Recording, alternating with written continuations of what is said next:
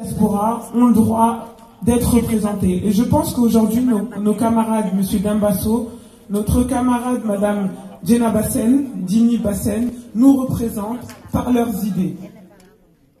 En tant qu'attaché de recherche clinique dans le traitement des cancers, je porte un regard particulier à la santé. Tout à l'heure, notre camarade Latir en a parlé de manière très brève, mais je pense qu'il est important de regarder ce que le président Macky Sall a fait concernant la santé. Quand il est arrivé au pouvoir, les gens n'avaient pas accès aux soins. Parlons peu, mais parlons bien. Les Sénégalais ne pouvaient même pas aller se soigner. Aujourd'hui, grâce au président Macky Sall, les Sénégalais, à travers la CNU, peuvent avoir accès aux soins. C'est-à-dire qu'ils peuvent enfin aller dans un hôpital et pouvoir se soigner, quel qu'en soit l'hôpital. Si on veut parler de ce qui est à l'intérieur de l'hôpital, je vous rappelle qu'il y a à peine 3 semaines, 4 machines de radiothérapie ont été commandées par le gouvernement. Et c'est ça le concret, c'est ça les vraies réalisations. On peut parler d'autre chose. Il y a 2 semaines, il y a eu la création d'un institut de recherche pour les maladies pandémiques.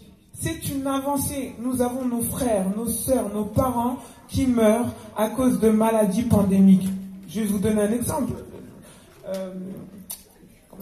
La fièvre jaune, ou toutes ces maladies qui ne devraient pas être mortelles aujourd'hui, au Sénégal on en meurt. Et bien le président Macky Sall a créé cet institut de recherche pour trouver des solutions pour les Sénégalais. Et c'est même pas que pour les Sénégalais, c'est pour toute l'Afrique de l'Ouest.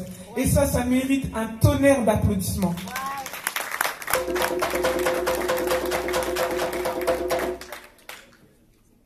Nous avons enfin la chance de pouvoir accéder à la santé. Et ça, c'est une vraie avancée. Nous devons nous baser sur les réalisations. Laissons l'opposition parler, puisqu'elle n'a que ça.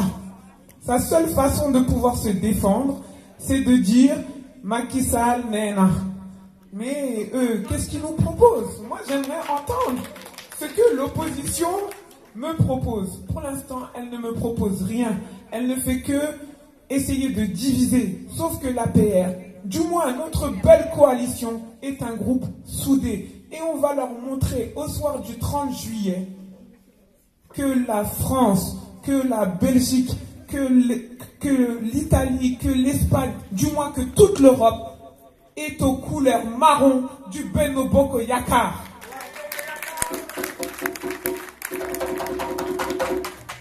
Merci, camarade Kati. Sans plus tarder, elle a fait même la transition que je devais faire.